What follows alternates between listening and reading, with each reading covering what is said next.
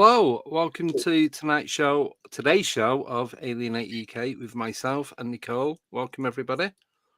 Hey. I just want to start off with talking about Darren, baby with a laser.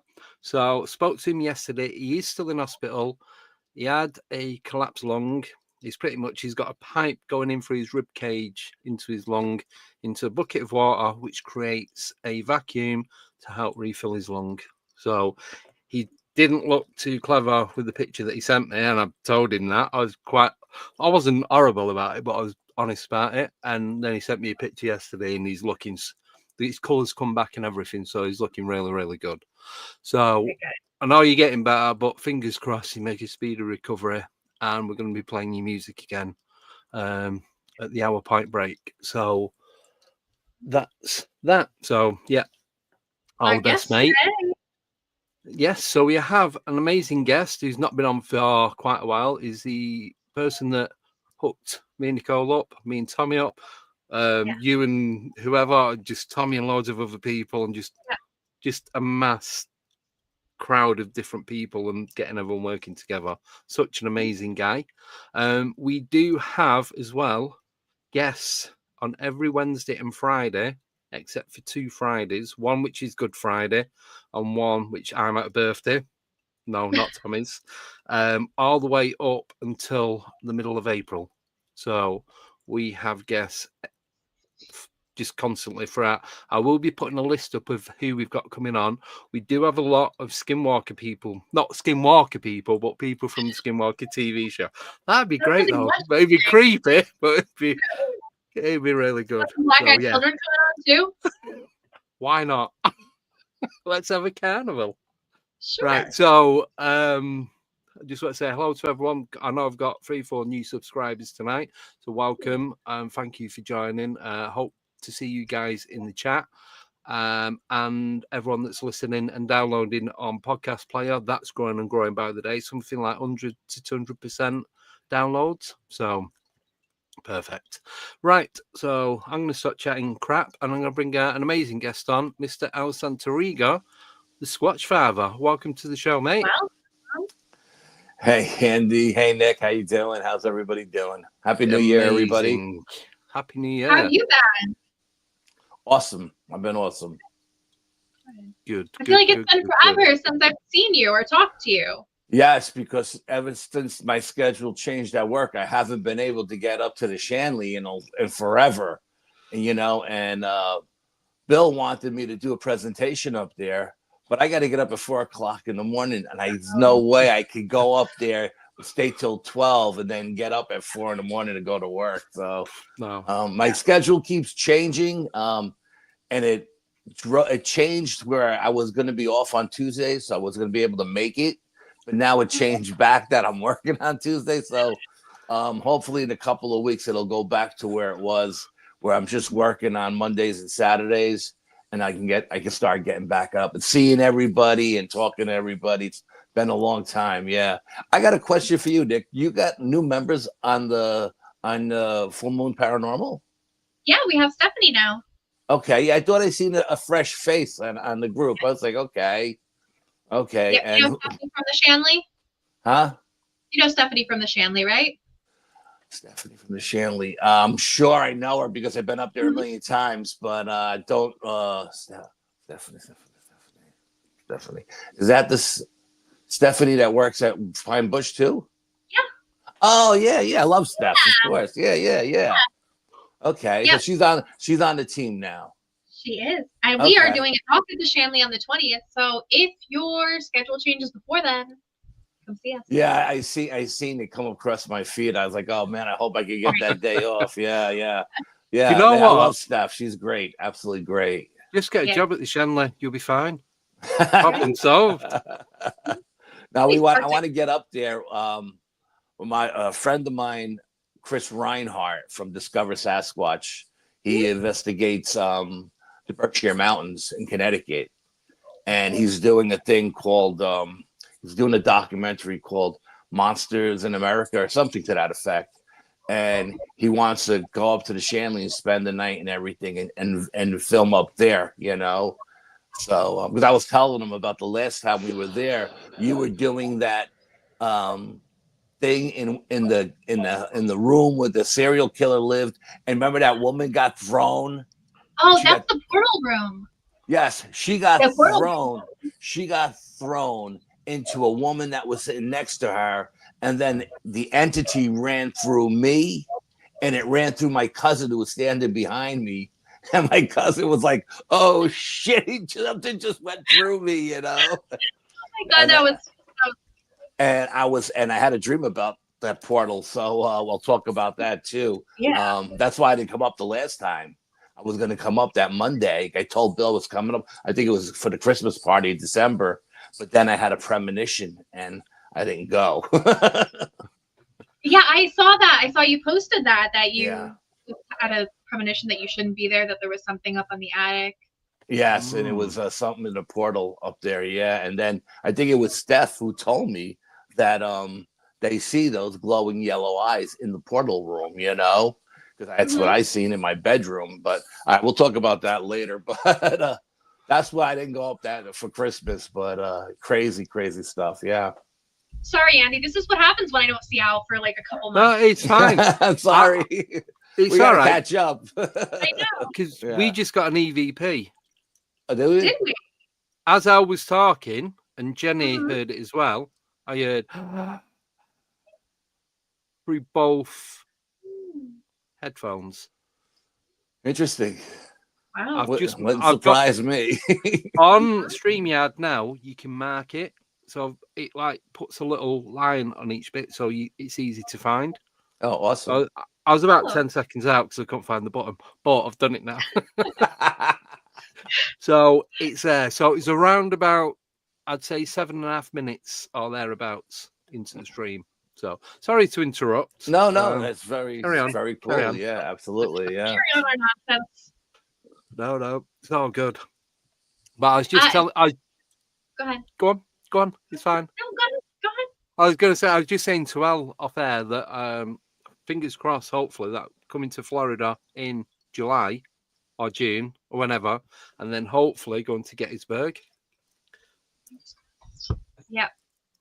And then, and that's it. And then the other bits and pieces we've got going on.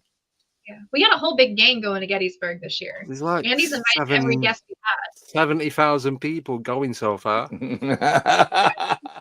Yeah, and I'm still trying to get there myself. Yeah. So the one year I went, they had changed the conference to like the month after, so I was like, oh God, whatever. But still had a great time in Gettysburg. But yeah. How can you not? Though? I need to go. I need to go, and I need to have a time slip. That's what needs to happen. Then you have to go to the Hoover House and play with the table that moves or whatever. I forgot what it's called, the Conjuring table or something like that. Yeah. Did you ever go to the Hoover House? I have not. You never got to the Hoover House? No, it's on my list. Do you know how many places are on my list that I have to go? It's like right around the corner from Gettysburg. Yeah, you gotta go there. Is that Hoover as in J. Edgar? I don't know if it's as in J. Edgar, but it is spelled the same way, the Hoover House. Pam and Barry run it, and they have like these tables, some dance and some like these tipping tables. They call it tipping tables. Yeah. And the last time I was there, I had like a whole line of family members come through, and the table was the table we were using was a tipping table, but it was actually dancing. It was insane. We had to move the rug. We had to move furniture. It was nuts. Yeah, it was crazy. A private residence, built in 1912 by Ira and Ella Hoover. Okay, there you go. No, it wasn't. So I'm guessing not. Different Hoovers. Different Hoovers, yeah. It's different Hoovers. Herbert Hoover. Yeah. Jenny's Port, I believe it was designed by Herbert Hoover's wife. Yeah. Oh, I don't know. I don't know. No, I've never heard of it. So I trust Jenny that she's telling the truth. If not, we all look daft. Well, nothing new there anyway. Nope. No. Right. So, speaking to Al, what, about a month ago now? Something like that, yeah. Yeah. And you sent me some images and videos. So I've not told Nicole about these because I wanted to keep. Oh, okay. Yeah. So I wanted to keep it as fresh as I could. Awesome. So He likes to keep it in the dark I've or only, something. but I've only looked at them to transfer them onto the computer. I've not gone through them. If you get one, so I don't know. I know a bit of the backstory, but I don't know exactly everything that went on the run up to it, what happened during and what happened afterwards. So I don't know any of that. So, Al, if you Yeah. do the pleasure of telling us what it is that went on and where do you want to start? So, We'll start, you I said guess- about We just have a quick question about Go ahead. the Yeah. table thing before we change topics. Julie wants to know, didn't the Fox sisters do table tipping long ago, known for us? I believe so, yes. Yes, but I also believe that the Fox sisters were both psychics as well. Yeah, so they didn't just do table tipping. They did more. They did tarot cards, and I didn't even think they had like a crystal ball or something as well. Yeah. Just wanted to hit that before we got completely off that topic. Absolutely. yeah. Moving on. No, that's cool. Right. So, so you've got some where you're in the woods, and you've got some of a UAP in the sky. Ooh. That's the only term we're going to be using this evening, people. Not the D word. no, Definitely not the D word. no, there's no D word here. Yeah, No. yeah. Or, yeah. or UFO. UAP or UFO. That's it. I'll go with UFO because I'm old and that's just comfortable with saying. I don't feel comfortable saying UAP. I don't know why we had to change the term of it, but whatever. That's just one of my pet peeves. Yeah. It's very stuffy. It's a UAP. No, it's UFO. Yeah. It's a flying saucer. It's something. It's something in the sky and we don't know what it is. Yeah. Well, one particular night, my wife was getting ready. She sat down on the couch and she was getting ready to close the curtains, and she seen this bright light in the sky. I mean, it was really, really bright and it was really low.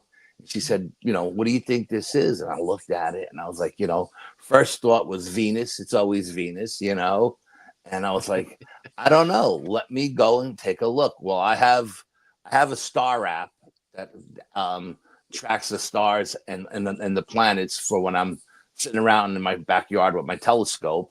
So I went out there and I put the star app up against it, and I hit all the planets, and none of them lined up with it. So then I hit all the constellations, and nothing lined up with it.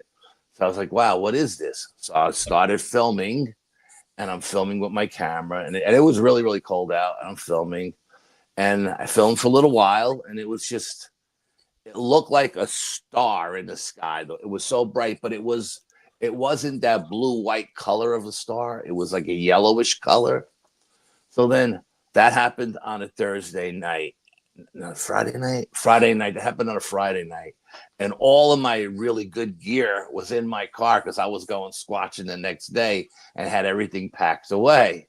And I wasn't going to go dig everything out, the cameras and everything. So didn't think much of it, filmed it. So then came back. Oh. They took him out. He's gone. Oh, he's back. He's back.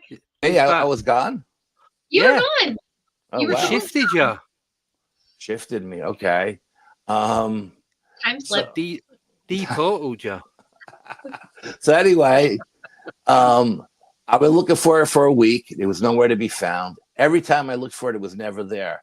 Every time I ran outside to do the garbage or check the mail, it was there. So I came back the following week on a Thursday, and I filmed it again. This time I filmed it, and this time I actually did a Morse code with my flashlight to see if I could get to come in.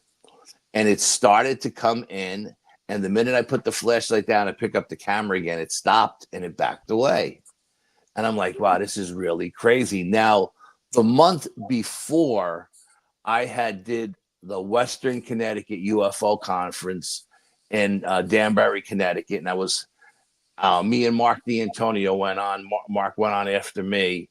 And Mark was explaining about the propulsion system, the anti-gravity propulsion system, and how it works, and the colors it makes as this as the energy shifts through the craft.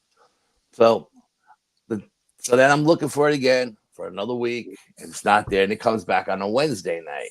Now I'm ready. I got my 4K camera. I got my night vision goggles that films in 4K. They film in IR. They film in thermal. They film in all kinds of stuff. And I'm filming this with my camera, and I'm filming it with all my other equipment.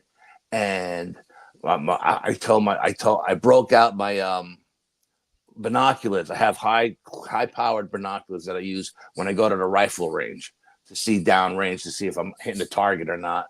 And I told my wife, take a look, tell me what you think. And she looked at it and she said, it looked like it had tentacles hanging down. But when you look at it with your naked eye, it looks like a star. And I go, what are you talking about? Give me those binoculars. So I go out and I look at it. And now the tentacles, they're not hanging down, but they're hanging like this. And I'm like, what the hell? It looked like a squid, And I was like, what the hell is going on? What is this thing, And I haven't pulled the SD cards out of my cameras and stuff to look at it on the computer yet, because I'm still messing around. I just got a new computer. I'm transferring everything over. And so I'm looking at this and I'm really dumbfounded, because I'm like, what the hell is this? It's not there all week, and then it comes back, and then it's not there. So then this happened 2 or 3 times, and every time it happened, I would take photographs of it or film it. And so that happened for like 3 weeks in a row. And every time it came back, it was on a different day. It was a Friday, it was a Thursday, it was a Wednesday. It was, it never came back on the time. And it was never there when I looked for it, but it was always there when I was just running out to do something stupid. So then one morning I get up, I'm going to work 4:30 in the morning, and I leave the house, and I hear a little voice in the back of my head say, look up. So I look up and I see it, and it's there. Now, I've never seen it in the morning.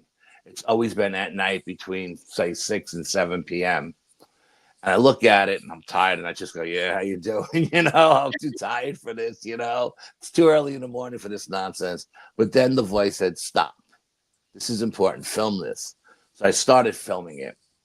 And as I'm filming it, it looked like it flashed to me.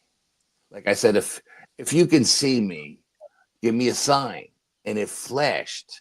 And I was like, whoa, did that just flash? Now my adrenaline is pumping, right? I stop filming and I go back to watch the video, and it's not actually a flash. The craft expands like 10 times its size and then shrinks right back down. And it just blew my mind. But when we were looking at the craft through the binoculars, the high-powered binoculars, you can see, and you can see it in the video too, on one of the videos, you can see the inside the craft. It looked like a triangle with a dome on it in one of the photographs. And inside the craft, you can see the energy going around in circles and changing colors as it was created. And it was exactly the thing that Mark D'Antonio was talking about at the conference, And I was like, is this insane? I said, why can't I film this before the conference, and show it at the conference? Why did it come? But it was so weird that Mark had just talked about this, and here I am seeing it through my binoculars, and you could actually see the different color. And I think you could see it. I don't know if I sent you 2 videos or just one, but you could see it. You could see it. Videos, 4 videos, or 4 photographs. No, all videos. You could actually see the craft. If you blow it up, you could actually see the craft, the energy changing colors inside. And the way I describe it is, it looks like, when you blow it up, it looks like a germ underneath the microscope.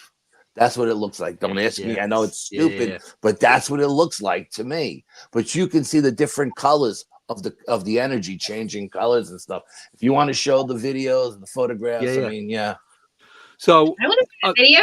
I've worked out it's no photos. It's just 4 videos, total of about 2.5 minutes. Okay. So I'm going to play one after the other. I'm going to try and zoom in on the video as it's playing because I'm going to do screen share rather than do it through this, and then we'll see what, if anything, we can see. Okay. So I'm going to get the video up ready. No, don't start yet. I'm not ready. Right. There we go. Oh, come on. Right. Share screen. Window. There we go. Right. So this is the first one, and I'll just go through all of them. So if you want to talk through it, Al, ready when you are. Just go for it, and we'll see. Now, if you can make this bigger, this is going to be the one that's going to flash. So if you could expand this as big as you can expand it, you'll see that flash. It just goes like this, and then it shrinks back down. Seeing if it will do it. Yeah, I mean, I don't know if it will, but you'll see. It's going to drop, and then once it drops and it starts to come back up, that's when you get the big flash. Right there. There. Right. Wow. I'll pause there. Yeah. It almost looks like there's like an object and then like kind of like an aura around it. It looks like a lot of things, Nicole. Believe me, when you're trying to dissect this stuff, you just crazy. This particular one, I mean, we've done CE5s where we had crafts come in and flash us, but never when I asked it to, telepathically, you know what I mean? And never when it's just by me. That thing gets so big and then it shrinks back down. It's insane.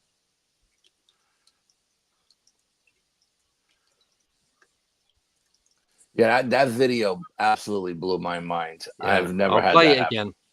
Well, because what else is going to do something like that? Like if it was just a light, if it was a D word, like. Yeah, no, this was all before the drone nonsense happened here on the East Coast. So there was nobody talking about drones at this particular time. It was like a month and a half before all that craziness started. So see how small it is, by frame, and you see how big it gets. Mm-hmm. If you go to the smallest frame where it's really tiny, then it just gets so huge. But when I was actually watching it on the camera, on the phone, it just looked like a flash. It didn't look like it expanded. Yeah. Yeah, that was just mind-boggling. It really was. I mean, I never had that happen to me before, and I thought it was just insane. Yeah. Yeah, so that's the first one. Sorry, I've got because it's video. I've got to do them one at a time. Yeah, Sober said his friend filmed something nearly identical the other night. Where? Oh, where are you located? Yeah, so he's in not far from me. Oh, okay. He's probably about an hour up the road going north east-ish, maybe. Okay. Yeah, no, like I said, I've seen a lot of UFOs in my life. Every kind of UFO under the sun. I've seen all kinds of lights, but I've never seen anything do that. Other than when we did CE5s and we asked it to flash, because I was doing the Morse code with my flashlight, but to just ask it telepathically and it give me a sign, Yeah. Yeah, you didn't even say it out loud. You just thought it.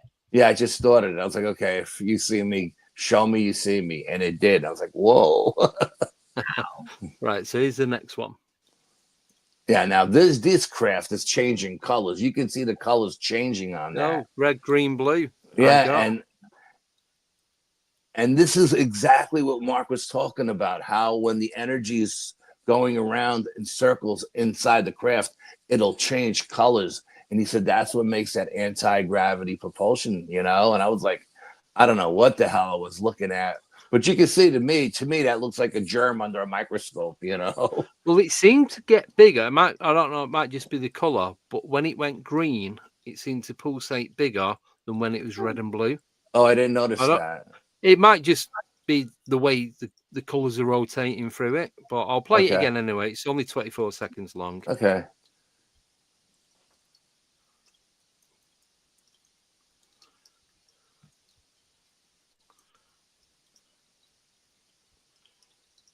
But that too even looks like it kind of has a little bit of an aura around it. Yeah. Yeah, and like I said, when you look at the still photograph, it looks like a triangle with a globe around it, like going through it, you know? Yeah, it's just. But then when you look at it through binoculars, high-powered binoculars, it looks like a squid. I mean, my wife was freaking out because, I mean, I would have never noticed it if she would have pulled the curtains closed and not said anything. I would have never seen that. I would have never went outside and started looking for it and filming it. We would have just sat down and watched TV like we always do, and that would have been the end of it. That's crazy. Right, so here's video number 3. So this one is, I think, 1 minute 1. Okay. Yes, this is a little bit longer. So okay, let's go. And you can see every night it's the same craft comes back every single night because they all look like that, you know? It looks like it's spinning. Yeah, it looks like it's rotating. Yeah. Yeah, clockwise. To me. Yeah, it's just. I know that all the videos are going to look alike, and it looks like it's the same video over and over. But I swear on my hand to God that there are different videos from different weeks apart. Wow. Yeah, it's just crazy. You know, this was way before all the drone nonsense that everybody started seeing. So I know this had nothing to do with the drones over Jersey or over the airport in New York or whatever, you know. And I didn't do any talking during the video. I just kept my big mouth shut and I just filmed, you know what I mean? So yeah. And no narrating or anything, you know. Like I probably should have said, you know, this is the date and time and the month and whatever. I should have probably put all of that information in there, but I was just so blown away by what I was looking at. I just said, let me be quiet and film. I wanted to focus on filming, you know. So yeah, you know, half the UFO right, so UAP videos, there are people just like cursing, like, what the yeah, I don't want to say that either. Yeah. Right, so this is the last one. This is only 35 seconds long. Okay, so, yeah, I tried to keep them short because it was a cold night out, and I was out there filming for like 5 or 10 minutes each time. Even in that the morning one, I stood out there probably for at least 7 minutes filming. But after that flashed, I was like, okay, I'm good. It's time to go to work now. But it looks like as it's spinning round, I don't know if it's because it is pixelated. I don't know if it's like something's going round, like it's got some sort of tail or some sort of appendage on it. Like you said, obviously you can't see in that, but it looked like it had like octopus tentacles on it. It looks like there's something going round. Okay. But yeah, that's what I see. Like something that it's spinning and it's showing that it's rotating. Yeah. Like a washing machine, but it's, do you know what I mean? But it's got something on it. There we go. You know what was curious though? When I filmed in thermal, it didn't show up at all. Nothing. It was like it wasn't there. But when I filmed in full spectrum and IR, it was there. So it was a different light frequency then. Yeah, it wasn't. Physically, you could see it like physically, and also it came up in IR, but nothing else. And full spectrum, yeah, but not in thermal. And I thought for sure it would be bright as day in thermal because it looked like it's giving off so much heat and energy, but there was nothing there. Yeah. That is strange. Yeah, that is strange. Absolutely, that is strange. It is a good videos because you can see. I know there's a little shake where you're filming it, But a lot of people, they're shaking that. It looks like it's flying about here, there, and everywhere. Yeah. Where that is pretty solid. Yeah, I tried to keep my elbows tucked in, and it's like trying to keep my breathing to a minimum. Nothing. Yeah, absolutely. Yeah, like I said, I was focusing on the video. That's why I wasn't narrating either. That's what I do. I tuck my elbows right in. You have to tuck the elbows in. Not breathe in and go. Nope, don't breathe. Absolutely. Shallow breaths. Shallow breaths. Yeah. Because I always find when I'm filming and start breathing, it feels like I'm doing that with the camera or the phone or whatever. Mm-hmm. So I try and just keep it to a minimal. Yeah, and then the thing starts bouncing all over the sky. It looks like it's doing maneuvers, but it's not. It's just you. It's the camera that's doing all the moving. Yeah. Yeah. Can I? Back over there. Yeah. Well, while we're talking about UFOs, can I jump in on this? Because absolutely. The most random thing happened to us on Saturday morning. So it wasn't our experience or encounter, and I can't say really as to who it is or anything like that. So I had an appointment on Saturday morning with a government official. That's all I can say. Yeah. And we was talking, and I did not say a word, and we started talking about UAPs, UFOs, and that. And he was saying that he'd been out. He lives in Northampton, this guy. He works in Northampton, I should say. And there's all this weird stuff going on at night and during the day. He took a few photos, and when he got home to go through them, nothing. It was just blank. Where the photographs should have been on his phone, nothing there, completely blank. It's like someone's been in his phone and removed them. But he said there was a couple of other people that were there.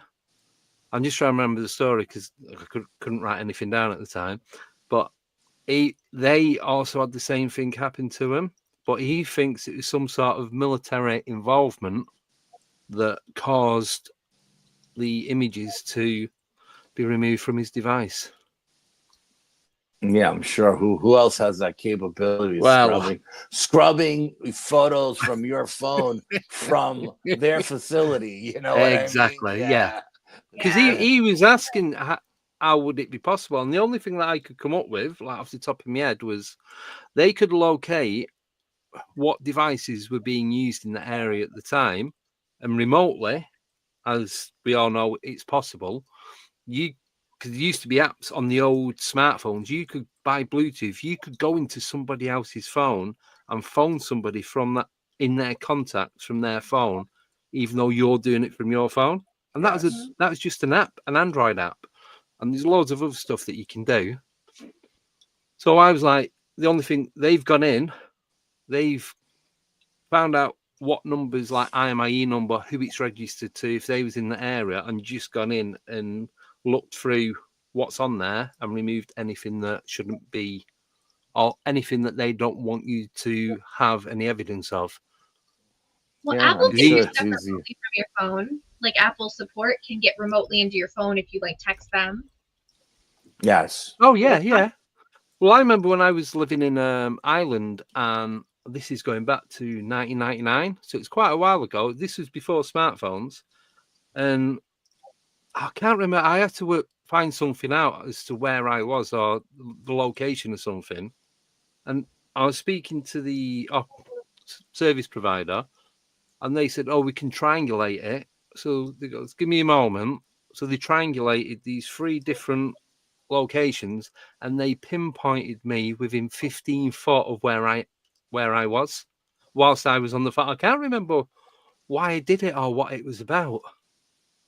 But there was something. It's like this is like I said. This is 25 years ago that this happened. So you can imagine the technology now. Yeah.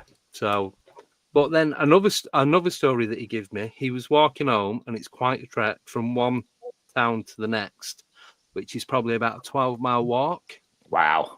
So he's walking, and it's all country lanes. This part ways, you go through a couple of little villages, and then you go over the motorway. But the main drag of this, it's just fields and woods. And he said he's walking along, and then it just felt like he was in a room, but not in a room. He looked up, it was completely black above him. There's no wind, no noise, nothing. He couldn't see any stars. Then about 30 seconds later, he felt the wind. He looked up, he could see clouds, could see the stars through the clouds. The breeze was back. That he believed that something flew above him, stopped, checked him out, and then thought, no, we don't want this one, and then carried on going. So he believes it's some sort of craft directly above him.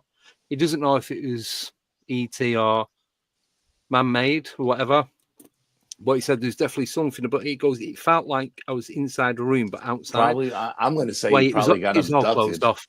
Well, I said to him, goes, do you recall any missing time or being taken, abduction, or anything like that? He goes, not that I can think of.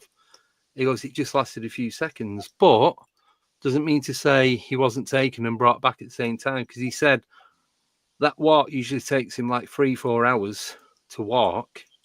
And he goes, and I got home at the time I should have got home. So he goes, I don't have any missing time, but I was thinking afterwards, it's nothing to say that he wasn't brought back at the time he was taken, because that's been dropped known. off further down the road so that when he did get home, he was in the same spot. The exact same spot. Oh, yeah. Okay. Because there's a little part of the it's flat, then it goes up, or then it drops right down. There's a pub at the top called the White Hart, and as it drops down, he was coming to this bit, and then it's all open fields left and right, just before you get to where the canals are. It was, I know the exact point where he's talking about, because I drive that road quite a lot. So where it was, it's like, yeah. But does time work the same for them? Like, you know, is that how they get here? You know, because they can mess with time. Well, that's it. Surely, if they can manipulate time, they can manipulate it to go back, because it's already happened. I know people say the future's already happened as well, but that's a different story altogether. But if they take you and you go back and you don't think anything's missing, other than someone telling you, or you looking at your watch or getting in, and it's like stupid o'clock and you should have been back hours ago, what's not to say that they cannot bring you back at the exact same point of time that you were taken? Yeah, because time is just a man-made construct. You know what I mean? It doesn't exist in the ether of space. Nope. No. So yeah. I mean, that's crazy. I don't know. Yes, absolutely. Yeah. They're the two stories that I got from a guy who's a government official. Yeah, on first time meeting him. So that I thought that was pretty cool, and I don't even know how this conversation came about. It just, we was talking about something, and then UFOs popped up. That's how the best conversations start. Just a quick one. Bigfoot Michigan Rob says hello. Hey Rob, how you doing, brother? So cool. I'm not sure if you can see the chat, so that's why I popped it up there. Okay. No, I can't see the chat. No. Right. Yeah. Cool. Yeah. So that was that, and I was like, I was walking out, like Becky was with me. We're like, how the heck? Because like we're at the point now where we don't believe in coincidences. No, there's no coincidence. And it's like, so we went into this building. I have to keep it because this is when Nicole starts laughing. Don't give it away. Yeah. So we got in. He's trying not to tell us by telling us. Yeah. So we got in and seen this first person, and then they directed us to this other person, even though the first person could have dealt with what was going on. And then just very, very strange. Yeah, very strange. It sounds very strange. Yeah. Simon said this was how you started talking about UFOs. No, because I had my gloves on. I have fingerless gloves. So you can't see from like my knuckles down on both hands. Hi, Jess. Hey, Jess. How you doing, darling? So it was one of those. As soon as I come out, I'm like, synchronicity, Beck, synchronicity. No, that was it.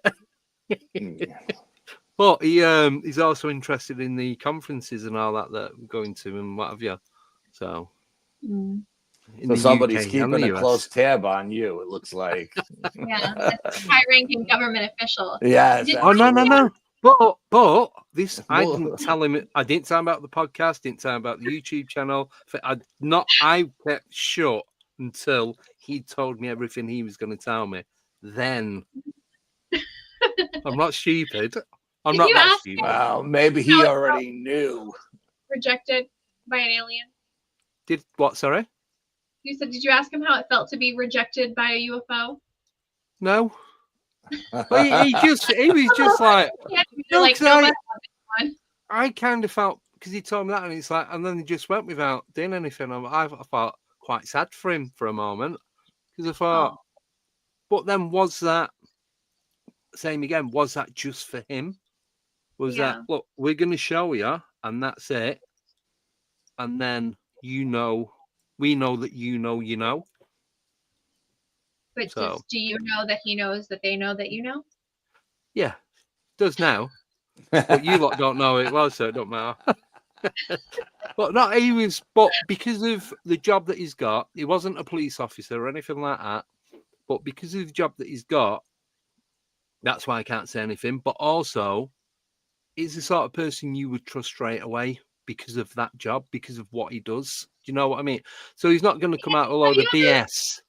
Have you ever played that game, Guess Who? Yes. I feel like that's what we're playing right now. Okay, he's not a cop. He didn't wear glasses. No, so he said, look, you can use that information, but that's as far as you can go. It was like, cool. Yeah. Yeah, it's fine. Absolutely. Yeah. Yeah. So I'm not going to break the confidence of that Yeah. or anything. Yeah. So, yeah. I mean, just for him to come out and tell us, because he goes, I've got a bit of time. So can I tell you about da-da-da? Yeah, of course you can. So he did. I'm like, Nice. wow, that was one of those like really cool moments, like very unexpected. Yeah, absolutely. Now let me ask you a question. The reason you were there, did you get that straightened out? Yeah. Okay. Oh yeah. Okay. Yeah. So it was a prearranged appointment. And was it prearranged by them or you? Both. Okay. So, yeah. I just cannot say anything more than that. This is how it always goes when Andy's trying not to tell us something. Yeah, but I'm not telling you.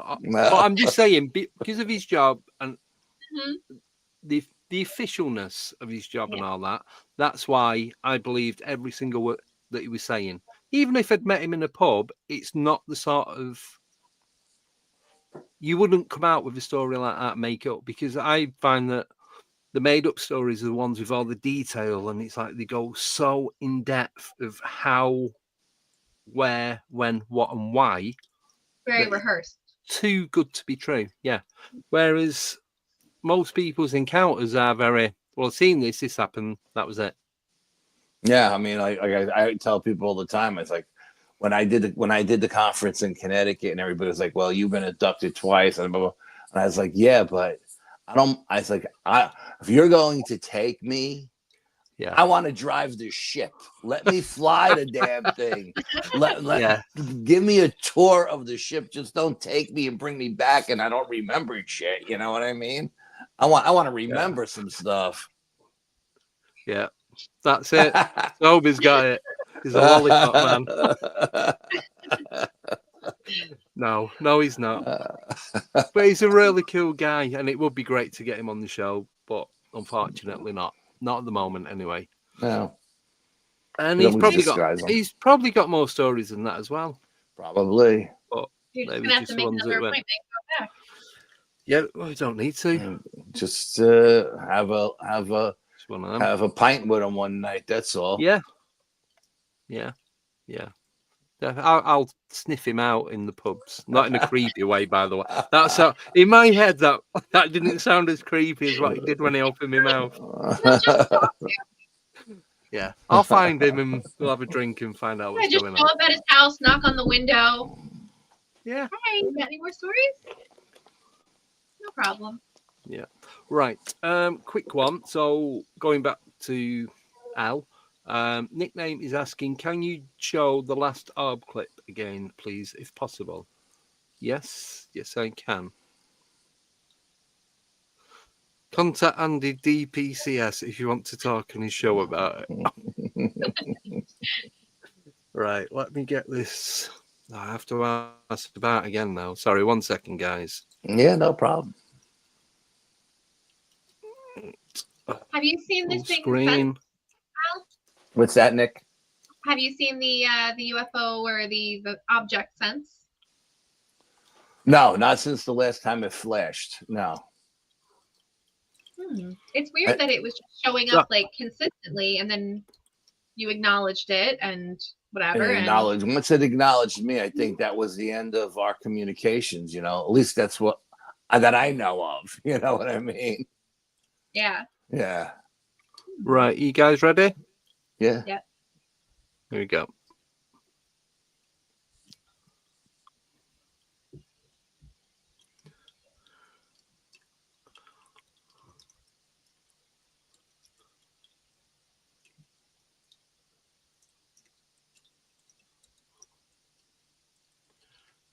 We're just all sitting there quietly staring at it because it's so crazy.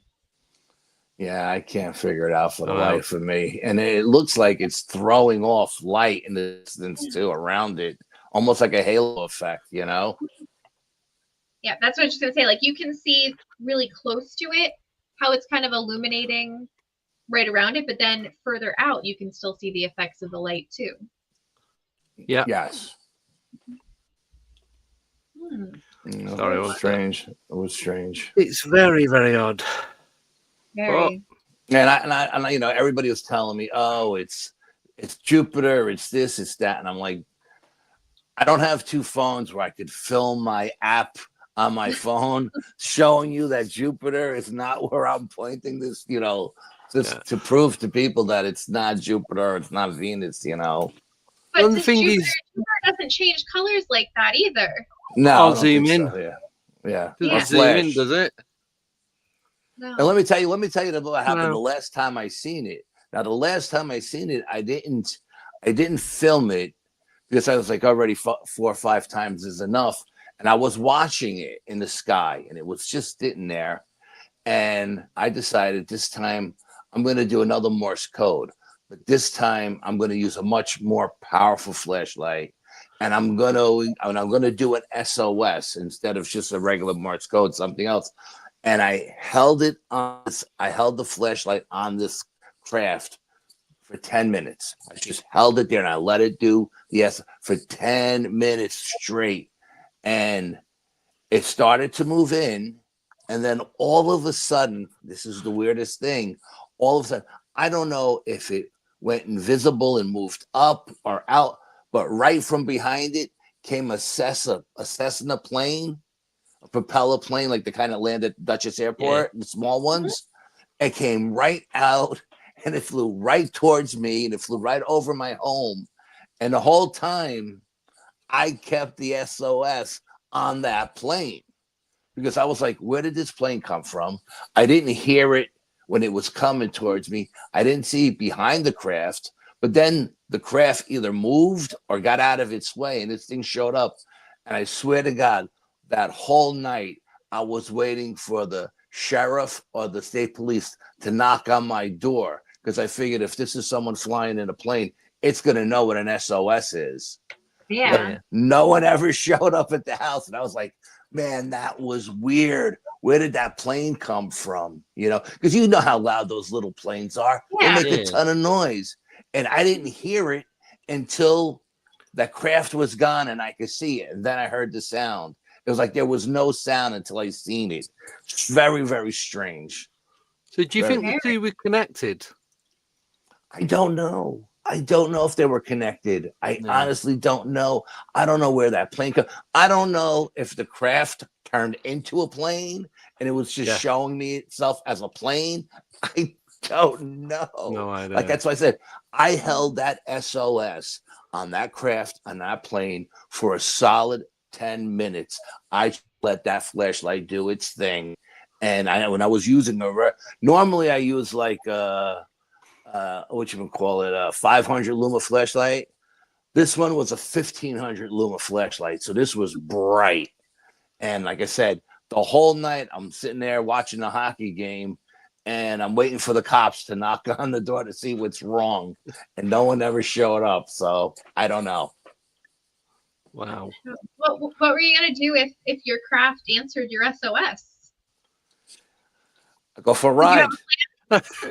Go for a ride and fly the craft. That's what I want to do. I want a tour of the craft. Wow.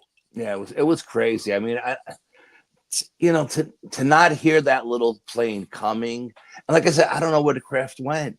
Did it go to the left? Did it go to the right? Did it go up? Did it go down? It had to get out of its way, because it came. Here's the craft, and then the craft is gone, and the plane comes right out from behind it. It was nuts, absolutely nuts. Or it popped back into its other dimension, or wherever it went. Wherever. I mean, but it just was. 1 second it was there, Nick, and the next second it was gone. You should have followed the plane and be like, "What did you see?" Follow the plane all the way to the airport. It's only a little bit. He was going north towards Massachusetts, northeast towards Massachusetts. But I mean, I was like, where did it go? And I was looking in the sky where it was to see if I could see any kind of inkling of something still being there, but being in that invisible range, But there was nothing in the sky, absolutely nothing. It was crazy. Wow. I mean, crazy. My daughter was so freaked out when I showed her these videos. She's like, "Oh, Dad, they're coming to get you, Stop filming them, leave them alone, But I feel like if they didn't want to be on camera, they wouldn't be on camera. Absolutely, no. I agree. Yeah, I mean, like they would have. I would have asked that question, and they would have never not acknowledged me, and then I would have stopped filming them, because how many times are you going to film the same thing? You know what I mean? So, at least that's the way I am. Yeah. But I feel like it's whatever it is intelligent enough or sophisticated enough that if it doesn't want to be seen, it's not going to be seen. Absolutely, I agree 100%. Yeah. This definitely. Was no drone. I can promise you that this was no drone. Yeah. Just keep saying the D word, Nicole. You know how long it just took me in the beginning of this to figure out what the D word is? I'm like, like, what curse word starts with the D? You should know my take on drones. It's like, don't ever get me started on that again. No, I won't get you started. No, it's all right. I've said what I've said of them, and that's it. Right. So before we move to the other stuff that we've got going on, sure. Shall we take a 2-minute break? Absolutely. Excellent. Right. So this is music from Darren, Baby with a Laser. It's called Blues for Johnny, and he wrote it for his brother. So we will be back in 2 minutes 20. So see you guys soon.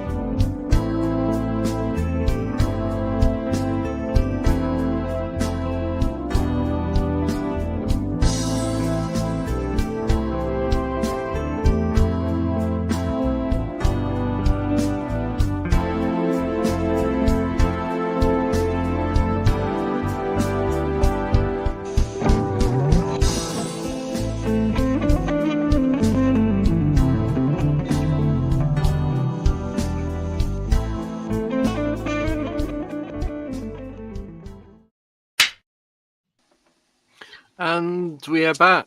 We are nearly back. We're back. He's back. Out here. It's all good. So, We need a countdown at the end of the one. did it not have a countdown? That was quick, huh? I know. Right? Do we need to make it longer? Do we I need think to we need make to it make it longer longer. or keep it as it is? I think What do you keep think? it. But maybe Keep add it as like it? a 5-second countdown at the end. Yeah, it'll take me 2 minutes to do that. Take me 5 seconds. No, it'll take about 2 minutes. Right, so we've done UFOs. So Yes. now we're going to go on to cryptids or thereabouts. So, am I okay to put the images up in any particular order? Or Any way you want to put them up. We'll discuss them as you put them up. Absolutely. if I do them as the order that I've got them in, Okay. and then just go that way, yeah? I'm excited. There's a lot of cryptid talk lately the last couple days. Yes. Let's see what Cryptids else. and UFOs. It's a way forward. Forget ghosts. It's a load of nonsense. Do not forget ghosts. I'm not a job then. No, I'm only messing. Right. They're all connected, Nicole. Yes. Yes, they are. Just some are more exciting than others. That's all I'm going to say. They're very exciting. Leave Right. my ghosts alone. Right. You ready? Yeah, sure. Mhm. So these are. So this is the first one that I've got. Okay, so a little background before we I had a I don't know what you want to call it, a telepathic communication with a white Sasquatch. Okay. Yeah. Told me his name was Alaric.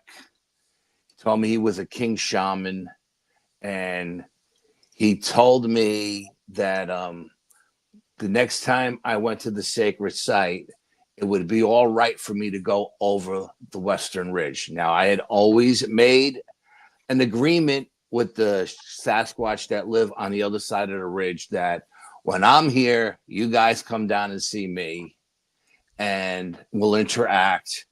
But I won't go up the ridge or over the ridge. Well, this particular king shaman, Alaric, in my vision, he was waving me up the ridge. He was telling me it's time for you to come up the ridge. Okay. So I called my cousin Sean and I was like, listen, I'm going back. Now I think we spoke about the last time I was there. It was a full moon and a meteor shower. There was a full moon. One time was a full moon. It was Halloween and a lunar eclipse. And then another time there was no moon and a solar eclipse. And it was 2 weeks after the Halloween one. Now, this particular time we went back a year later. It was a couple of days after Halloween. So I wanted to go back. I had this vision or this communication. And originally I had a communication with a female Sasquatch. And she told me her name was Hyaneth. And that I would have this communication with the white Sasquatch. I guess he wanted to talk to me. I don't know. But he's connected. The same time I'm having the vision, I'm having the experiences with the white Sasquatch. My psychic in Arkansas is seeing the same Sasquatch. And he's telling her that she's got to start training my friend Chris Reinhardt just in the psychic ways because he's very sensitive. Okay. So my psychic calls me up and says, where are you going? What are you doing? Who's Chris? Because she doesn't know Chris from a hole in the wall because Chris lives in Connecticut, you know? So she tells me that this white Sasquatch came to her. And I said, well, he came to me too. She goes, where you going? I told her we're planning on going to the sacred site. Now, I called Chris to tell him about this because I got to introduce him to Cindy so she could start teaching him how to protect himself when he goes out and stuff like that. And he says, yeah, he's seen a white Sasquatch too, looking at him in the woods that freaked him out. And I said, well, what was it about it that freaked him out? And she said, and he didn't really want to tell me what it was. And he said, well, what did yours look like? And I said, well, it was like 10 feet tall, 2,000 pounds. It was, and it had these fire red eyes. And Chris said, that's what I seen. I seen a white Sasquatch head looking at me from the woods with fire red eyes. And he's seen it in a meditation. Okay. So it came to him in meditation, came to me in a dream state, and it came to my psychic, I guess, in the dream state. So anyway, he's waving me up the hill. So I said, okay, I called my cousin Sean. I said, we're going back. This time we're going up the ridge. Now, I've never been up this ridge. I don't know what this ridge looks like. I'm assuming when we get to the top of the ridge, it's going to slope down on the other side and go out to a big green pasture or something. So we get up, we go up, we get to the sacred site. We start setting up, and we have all kinds of crazy stuff happen to us. Before we even got our digital recorders out and the cameras set up and everything else, a dog man goes off. He goes absolutely insane. Okay. Now he goes nuts. Me and my cousin Sean are both scrambling for our phones to record it because all the gear is still in the backpacks. By the time we got our phones on, the dog man had stopped, but it set off a pack of coyotes. That was to been the biggest pack I ever heard, because they sound like they were all around us. The woods was echoing. It was crazy. And they went on for a long time, for like 5-10 minutes. They just kept going, and every time. And I'm not sure, but I think if you listen closely to the recordings of the coyote, you can hear the dog man go off in the middle of them. Okay. But when he went off by himself, it was crazy. Okay. So now me and Sean, this particular wall runs along the northern end of the sacred site. The sacred site is a high plateau. It's in a circular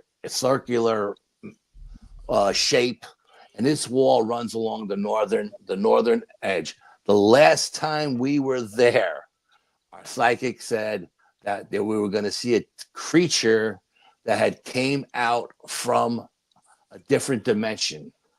It didn't know what people were, and to be careful of it because it was dangerous. Okay. Right. Well, we had so much crap happen to us that night. It was insane. But at one point, I'm looking at this I'm looking at 3 yellow glow sticks looking at me below the western ridge. And I'm a little confused why I'm seeing 3. So I asked my cousin Sean, do you see the 3 yellow glow sticks? And he says, yeah. I said, okay.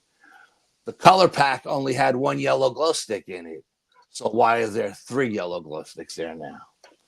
So he looks at me and he's like, well, I guess we should go investigate. So we get up and we start to walk towards it. We got our headlamps on, and I told him to put them on in a flood state so we can get as much light around us as we can.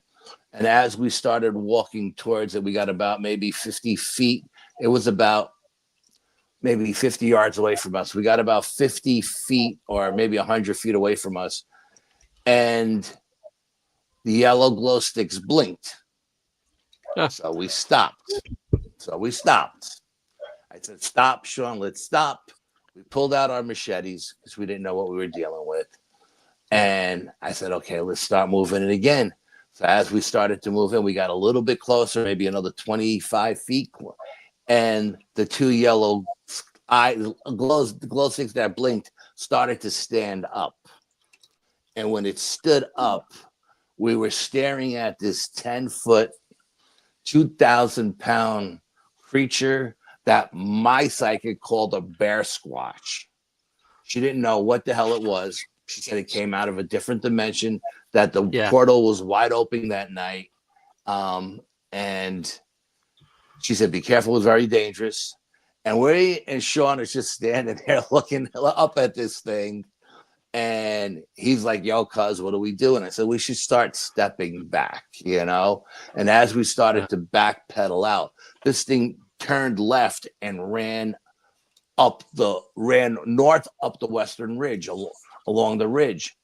And we heard it running through trees and everything. And I assumed it jumped over this wall and took trees down on the other side. So when we were there researching this wall, as you'll see in the next, these are the only little twigs on this wall.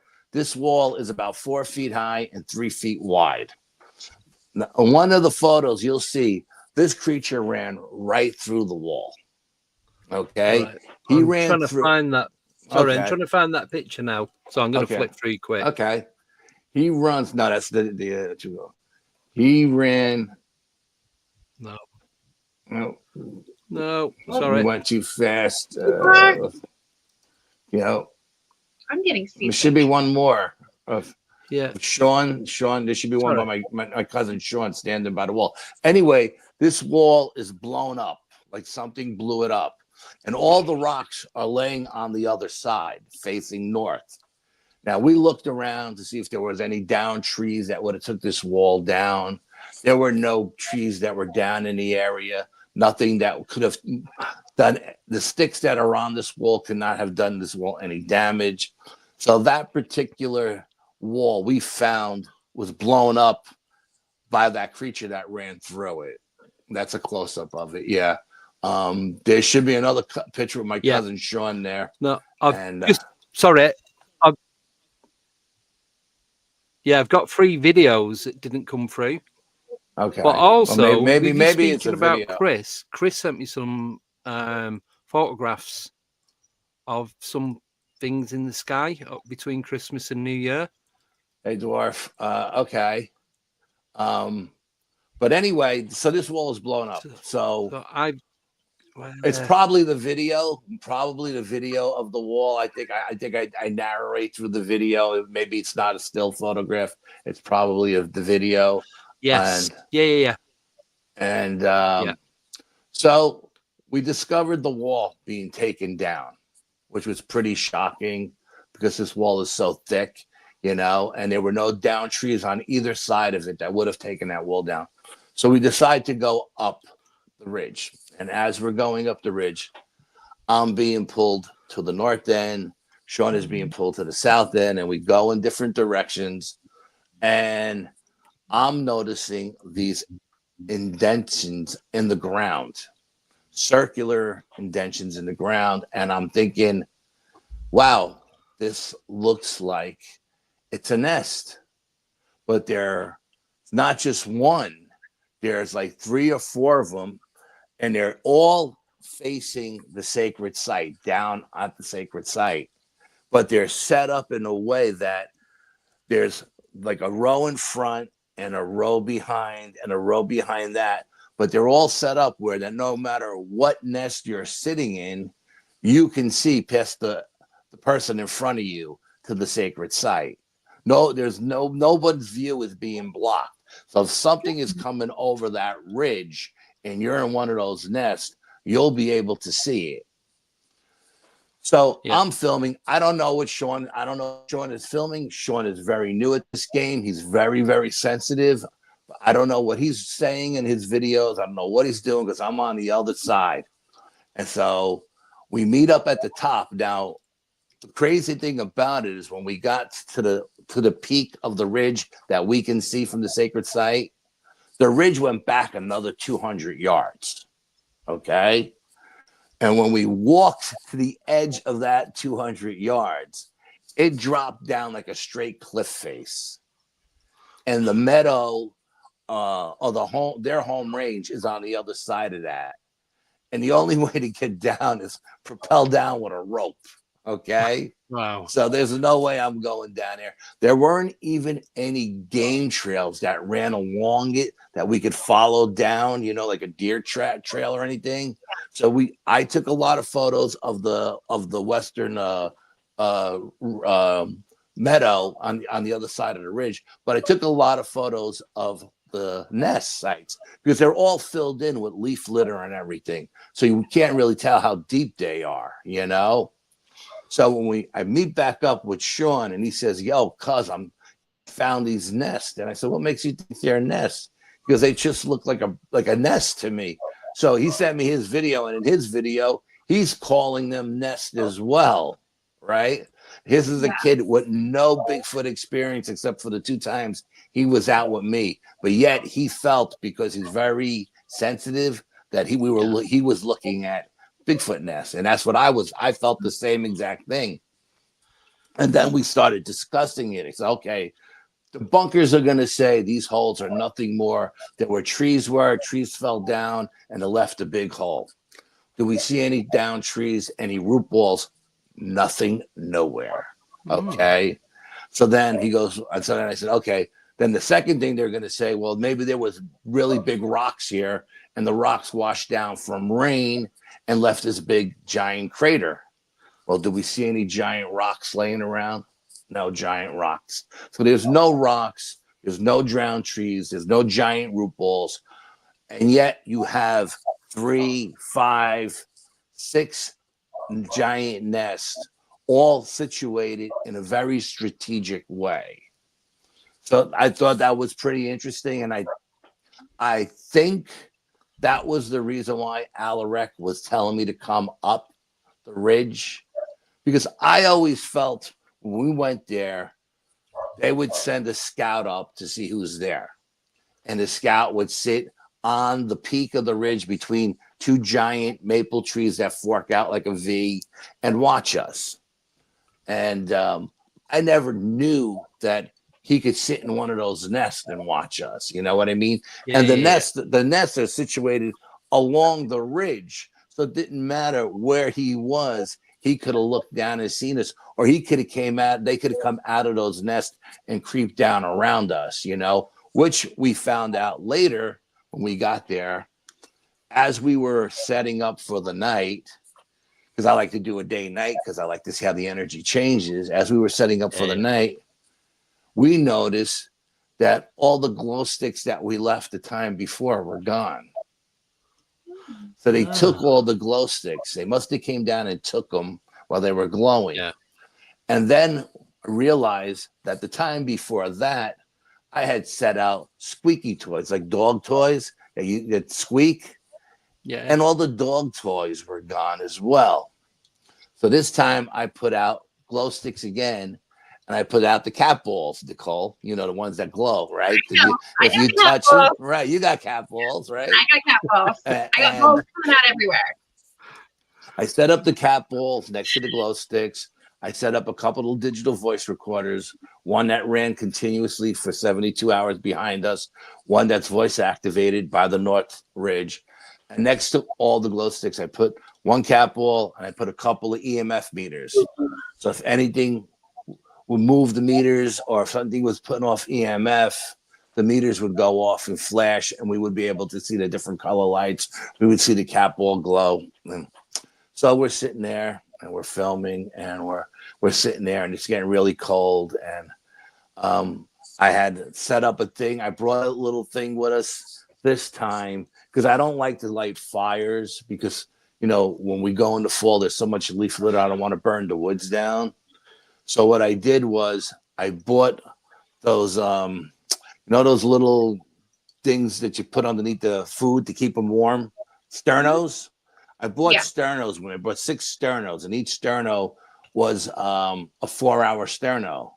And I brought a thin sheet pan, filled it with water, put the sternos under the sheet pan, and let the water heat up for steam so we could stay warm, you know, without lighting a fire and having controlled fire, because all you got to do is put the cap on the sterno and it's out, you know. So I figured I wanted heat. I'm tired of going up there freezing my butt off in the fall. And I figured this was a good way of doing it without setting the woods on fire, you know, or without lighting a big fire where would give away our location, you know. I don't want to give away my location in the middle of the night. And so we had that going for heat. We were doing that. I also bought a fire bag that you put important papers in, so if there's a fire, they don't burn. And what I did was I put the sternos in the fire bag, so when I put the fire bag in my backpack, it wouldn't burn a hole through my backpack, you know. So we did all of that, and then we're sitting there, and, you know, we were there a bunch of hours, and we had an invisible helicopter show up again. Okay, I think I sent you the video for the invisible helicopter. Yes. Filming beautiful. You had an invisible helicopter. Beautiful, Yeah. crystal clear sky. Beautiful, crystal clear sky. Not a cloud in the sky, and all you hear is a helicopter above us, and you can't see it. I think I sent you that video. Yeah, it's just mind-boggling. Yeah. You got the sound from Andy's silent helicopter. Yeah. Yeah. Okay. Well, but mine wasn't a helicopter. I've never seen one that I never seen a helicopter that didn't make noise, but just one. Just one. Okay. I've never. Yeah. I mean, I've heard of them, but I've never seen one. I mean, the last time we were there, the helicopter came twice, and it was so low that it was actually blowing the leaf litter up at us. Oh. But I didn't think to film it at the time, because the first time it came by was during the day, and then it came back again at night. You know what I mean? And the second time it came back at night, though, I pulled out my green laser. And I said, let's see where this laser stops, right? It's got to hit something. There's a helicopter up there. We can hear the percussion of the blades. We can feel the leaf litter. And I hit my green laser and I pointed it up to where I felt the helicopter was. And the laser just kept going to infinity. Weird. So I moved that laser all over the night sky and I never hit anything. Don't ask me why. Don't ask me why. Yeah, it was just crazy. So I sent you that video. So if you want to play the video of the helicopter, right. Well, I was gonna. I show the pictures, whatever you want to do. Yeah. Right. Is it if I do this one first, because this is the one with your cousin at the wall. Okay. Yeah. And then. Yeah. Just go. Let them roll. No. I've not even shared. I took it off share.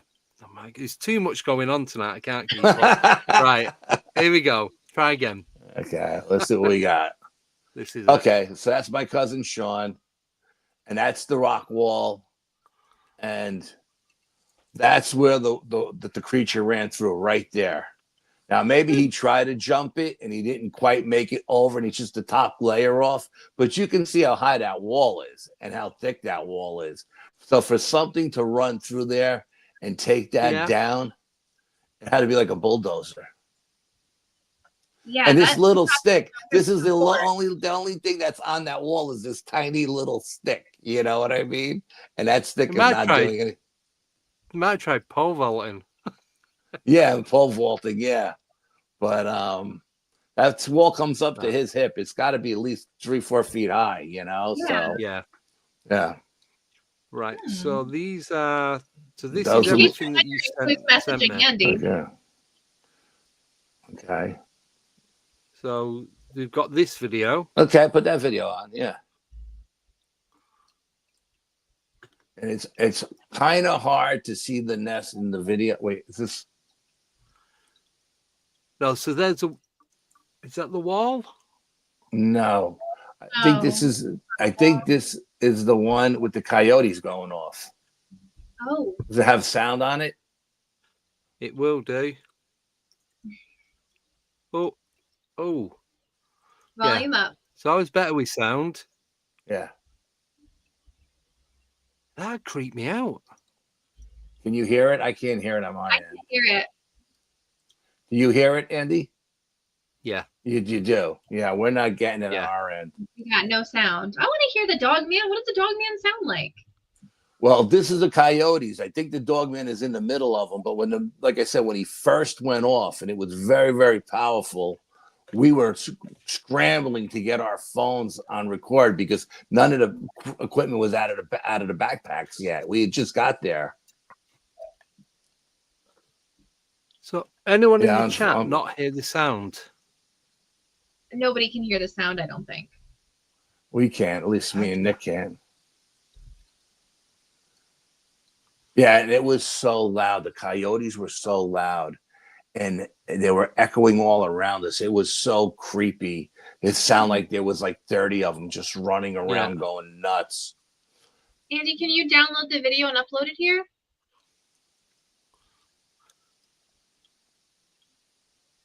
Now I Yeah, can't that's hear what I'm you. going to try and do now. So I'm going to have to. You can't hear me Now I can hear you. You were, I think, a delayed. now. Yeah. Oh, You're good. right. Let me. It wouldn't be an episode without go. some kind of technical difficulty. Well, I mean, that's Oh, what you know, live this shows is are all just- about. Yeah, just let me reopen everything because Okay. this is what happens. No, Warren can't hear anything. Dead fish. Yeah. Nobody can hear No, anything. It's dog, only playing no. for you. Right. Oh, somebody heard a dog. Oh, that's Yeah, my dog. that's your dog Oh. barking. Yeah. That's my dog. Where? That's not a coyote. No, that's What not a the- coyote. He's a corgi. He's like this big. Right. Let me. Yeah, because there should have been sound right. in the So one there's with a my silent cousin as helicopter. well. Yeah. Right. All right, let's see if we get a helicopter. Yeah. Play it, Right. Andy. Let me Let's see if we get hear it. this one more. Apparently, Andy's hearing everything, but no one No, else. it won't.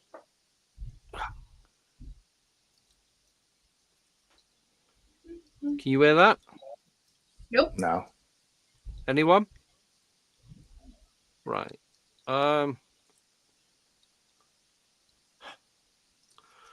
I used to be able to download it straight from Messenger to the PC, and now it's not letting me do anything. That's too bad. That's unfortunate. I can't even right. It won't even let me right click it. Oh, there we go. Got it?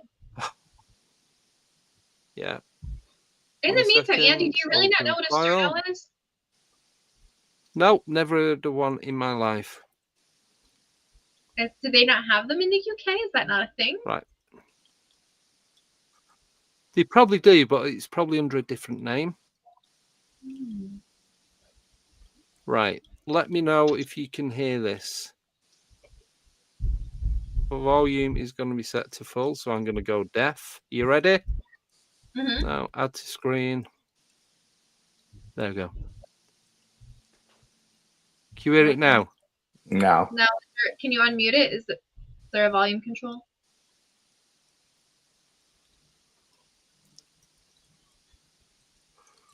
Why can you guys not hear it? Audio, 1 second. Upload it to the media thing. Right, can you hear me now? I can hear you. Can you still... Right. Can you hear it now? No. Nope. Because I'm doing it in settings on here. That's my. Can you upload it into media assets on StreamYard? That's what I'm trying to do. Add. No. In the media player? Right, give me 1 second. I think that's one of the updates on StreamYard. God, this is so annoying. Downloads. Right. Oh, we might have it. Right. So I'm just going to have to do it as an overlay. It's the only way for you guys to hear the sound on it. It just takes a while to load up. Okay. But yeah, as I was saying, Chris sent me some images of something in the sky. He sent me about 7 or 8 images, and I forgot all about them. And he says he's happy for me to share them. So if you guys want to have a look, they're Yeah, you quite, can send them to me too. A couple of them are quite out there. Well, I don't even think you know Chris. You probably don't even know Chris. You didn't. I know you didn't twice. Right, here we go. Hopefully, you guys will get sound on this.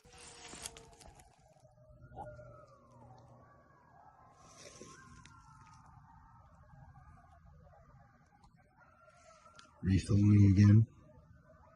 We're hearing all these coyotes starting to howl, get loud. Fucking A.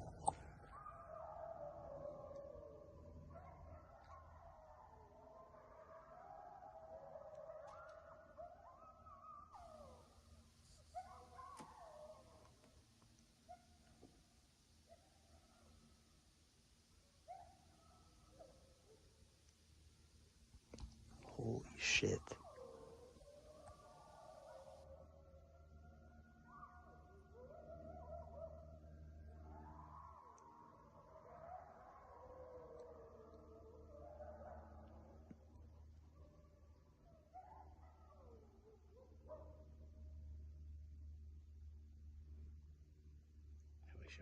That very first one.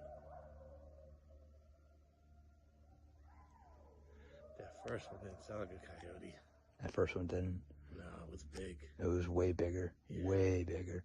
Almost sounded like a wolf. Yeah, it was big. It was huge, that first one. Way bigger. And clip it. Yeah, it was better There than you go. before, but it was the coyotes were very, very low. It was hard to hear, but I mean, I'm sure the audio, even if I listen to it on my end, is not going to do justice to when you were there. You know what I mean? It was just like, and it went on for a long time. That's what really blew my mind. It just didn't howl, and I've heard them howl and whoop before in the woods, and they go on for maybe 2 or 3 minutes. But these guys went on for like 10 minutes, and that's why I think the reason they went so long was because I think the dog man may have been still howling with them in between somewhere, like hiding, masking itself.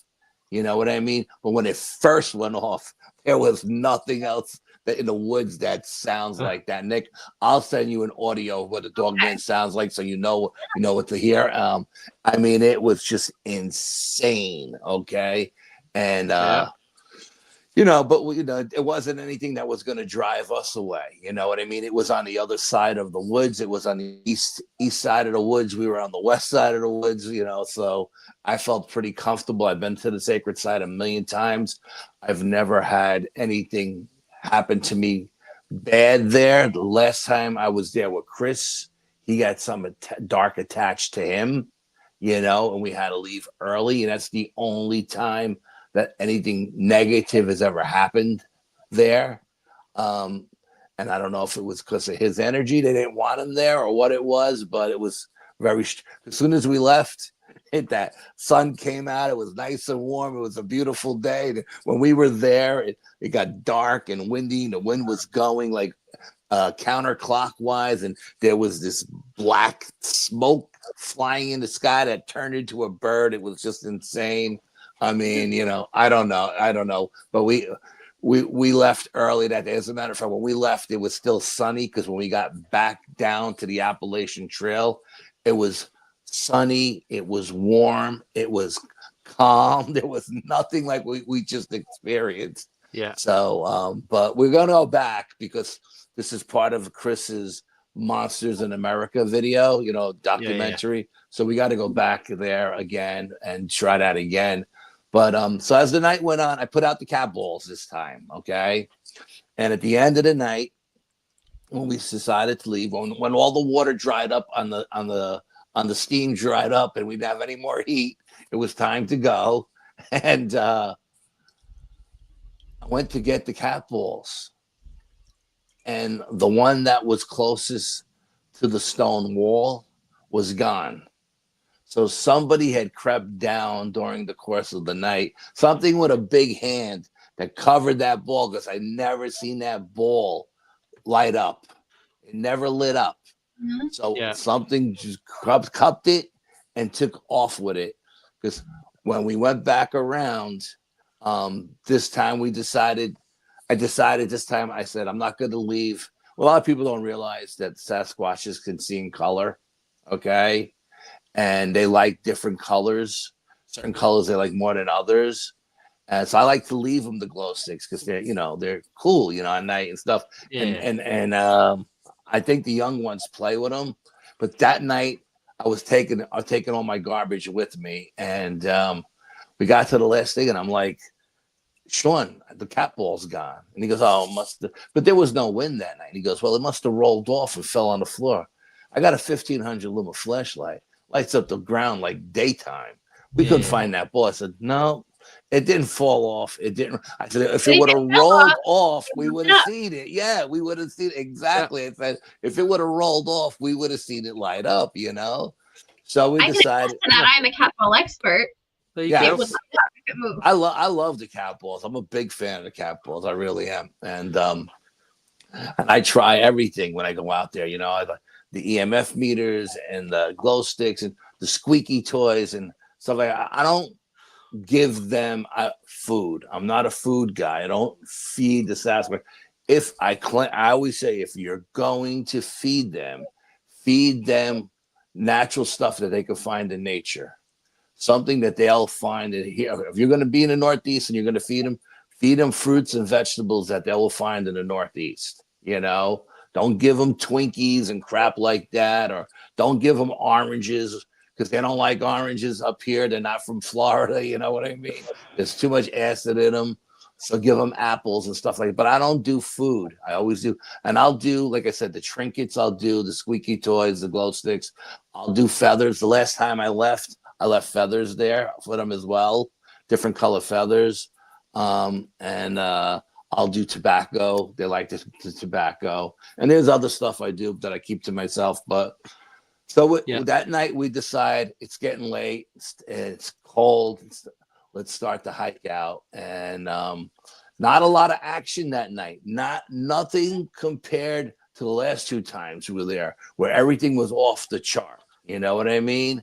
Where we've seen everything from skinwalkers to wendigos to rakes to aliens. We had everything happen under the sun the last 2 times we were there. My cousin going out with me between the Shanley and the sacred site has experienced more paranormal stuff than most people experience in a lifetime.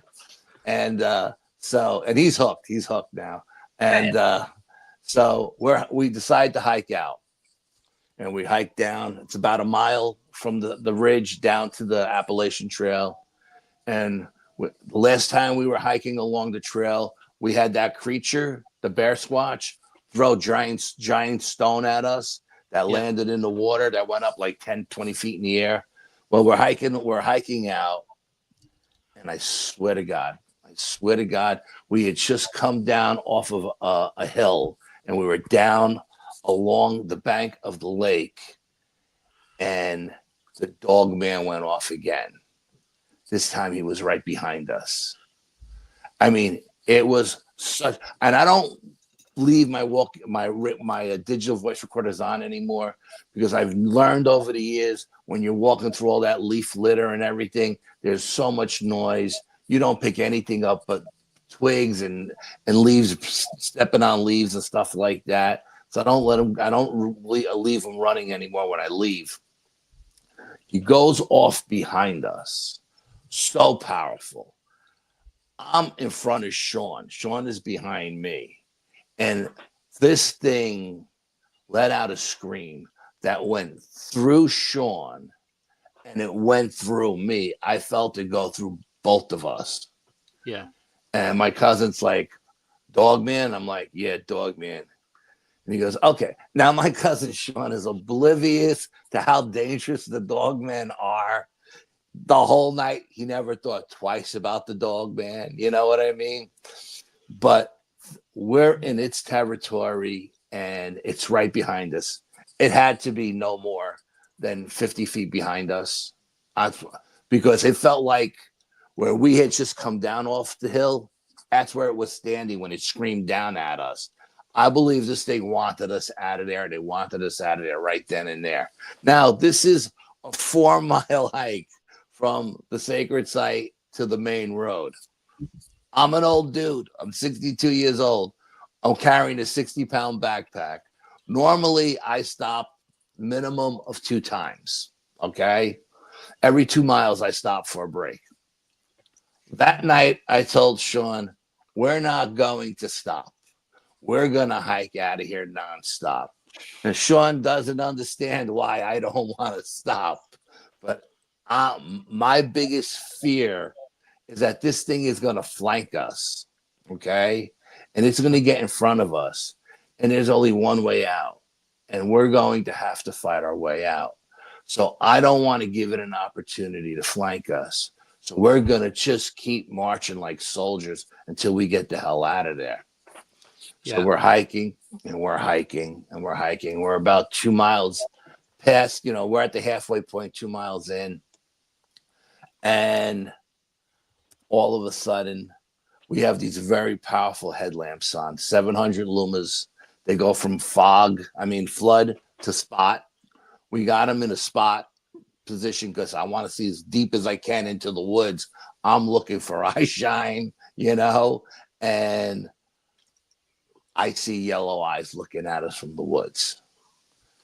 Hey, Lala, I see eye shine looking at us from the woods. Yellow eyes. We both stop. We're pretty far away, Like I said, these things go for like 700 feet or something. And we stop. And the eye shine is about the 5-foot level height. Yeah. I'm thinking, if this is a dog man sitting on its haunches, that's just about right, 5-6 feet high.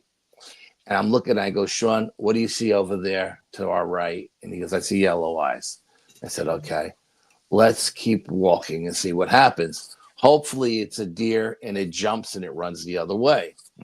Sean is from the city, just moved up to the country. He's now familiar with what deer do, And as we're getting closer, the deer starts to come out on the trail. He comes out on the center of the trail and he stops and he looks at us. And we look at him. We got both of these headlamps focused on this deer. Now we can see it's a deer. It's a big buck. Yeah. But it's looking at us like it wants to tell us something. And we're looking at this. And now we're not even thinking about the dogman anymore. We're laughing hysterical. Because at first, when I seen it come out on the trail, I told Sean, pull out the machete. We're going to have to fight our way out of here, And we had our machetes out. And this deer is looking at us. And the closer we get to it, it's just staring at us like it wants to tell us something. And he's looking at me laughing hysterical. And I'm looking at him because he can't comprehend, we can't comprehend what this deer is doing. Why is this deer staring at us? Like I swear to God, Nicole, it had a look on his face like he wanted to have a conversation with us. So we stopped. We're 20 feet away from this thing now. It hasn't moved. It's a big boy. It's taking up the whole damn path with a big rack on its head. And Sean is like, what do we do? I said, I don't know. Usually deers jump and run away when we get close to them. I said, maybe we'll just keep walking and see what happens, So as we got closer to it, it moved. It crossed the path. It went to the other side of the path. Then it stopped and it turned around and it walked back to the edge of the path and it looked at us again. And it was just looking at us. We're standing 5 feet from this deer with our headlamps on, looking at this thing in the face. And Sean is laughing hysterical because he's getting the same vibe I'm getting. Like, oh, this kid is very sensitive. He's getting the same vibe. Like, this deer wants to tell us something. And he turns to me and he says, yo, cuz, what is going on? And I said, Sean, I don't know what's going on, but I can tell you whatever we're looking at, it's not a deer. I don't know if it's a shapeshifter. I don't know if it's an effing alien. But whatever it is, this is not a deer or a big buck. It's showing us that it's a buck. Yeah. But this thing wants to communicate with us, And he's laughing. Sean is laughing hysterical. It's like, and his father tells me before I take him out, whatever you do, don't get my son killed, bring him home in one piece. And I'm like, yeah, don't worry about it, And I'm baffled, just baffled. Like, what the hell is going on? And I said, you know what? Let's just get to the car. Because now the thought came back to me. The dog man may still be following us, you know what I mean? And we're spending all this time here with the deer, I didn't think the deer was the dog man. You know what I mean? And once this thing came into our existence, it felt like the dog man was gone. I don't know if it was there to protect us from the dog man. I don't know what it was. It was definitely not a big buck, but it was weird. So we hike out to the car. We hike all the way to the car. We get in the car. First thing we do is we grab the 2 digital voice recorders. We go to the one that was on the Western Ridge, the voice activated one. It's got nothing on it. Didn't record anything that night. Not even the helicopter. It didn't record. Okay. So then we go to the other one. This is the oldest one I have. There's a lot of files on it. I've had it for a long time. And we're sitting in the car. And again, the thought is coming to me because the car is parked in the woods, and I'm thinking the dog man can still come out because the Appalachian Trail comes out right here. But we're trying to find the files from that night. We're trying to find the helicopter because the ghost train came by that night as well. And so the ghost train came by once and the invisible helicopter came by. And this digital voice recorder happened to be 5 feet behind us. So I'm sure it recorded all of our conversation the whole night. So Sean goes through it and all the files are jumbled. They're just scrambled. All the files are scrambled and we can't find the files from that night. And I was like, yeah. It doesn't make any sense. It should be the first file here, because it's the last one we did. Why is it scrambled? And I'm listening to stuff we did 10 years ago. And I was like, this doesn't make any sense. All the dates are scrambled. Everything is scrambled on the digital voice recorder. And I thought, I don't know. Maybe the helicopter did something. I don't know. But it was just the craziest night. I mean, never expecting to deal with the dog man. Like the time we seen the dog man, like the psychic said, you're going to see green eyes. That's going to be like the Wendigo. You're going to see red eyes. It's going to be the Skinwalker. You're going to see blue eyes. That's going to be the rake. And then you're going to see yellow eyes. It's going to be the dog man. That night when we seen all those eyes, we didn't hear any screams or anything from anything, We just seen the different color eyes, We seen the bear squatch and it didn't make any noise either. It just ran. I guess it must have came back though and threw the rocks at us. But it was just so crazy. It was just, man, I got him home and he was like, man, dude, that place never fails. He goes, that place is amazing, And I was like, yeah, it's just crazy. As calm as that night was, we found a lot of stuff that I never expected to find. I never expected for that giant wall to be destroyed. That wall has been the way it's been for the last 12 years that I've been going there. It's never been knocked down by anything. And I've seen trees along that wall, not up at the sacred site, but at different parts of the woods that have come down on that wall and have big trees, have done no damage to it. And then to go up on that ridge and find the nests, but find them set up strategically blew my mind. But then to find that the ridge wasn't the peak, there was another 200 yards past it, that on up even higher and then down to a cliff.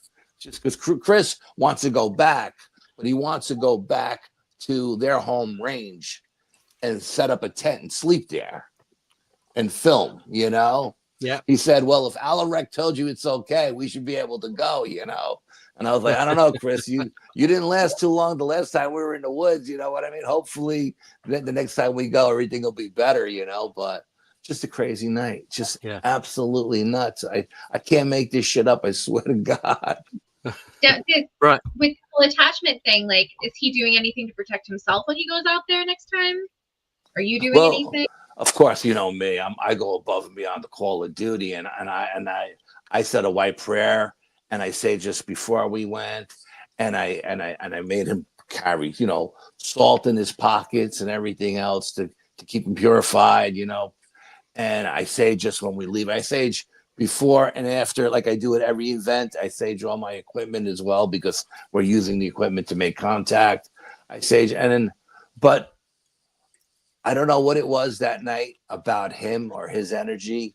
Like he was seeing this smoke ring going up to the trees, and then when it hit the top branches of the trees, it turned into like either a blackbird or a turkey vulture or something like that, And I was seeing shadows running along the ridge from tree to tree. It was just, and then he got something that just wrapped itself around him. He was cold to the core. There was nothing I could give him to warm him up. You know what I mean? I was giving him hand warmers. I was giving him all kinds of stuff. He had this big hunting jacket. I even gave him my jacket to put over that one. But he was just shivering. And he's like, we got to go. We can. He was supposed to sleep at my house that night. And he went and got in his car and he drove back to Connecticut. He went home. He's like, I'm done, you know? Yeah. Right. It was strange, very strange. Yeah. I've got the other video, the one where you brought underneath invisible helicopter. Oh, okay. But it's hopefully we can hear it. It's daylight. Is that the right one? That's the only video that I've got. Yes, you should be crystal. There should be a blue sky above us. Absolutely. Right. Hopefully we'll hear the helicopter. Yeah. I'll play it now. We got a helicopter flying around us, but we can't see it. But we can hear it. Don't know where it is. Sounds like it's coming back. Now it's circling us. Maybe it's going away now.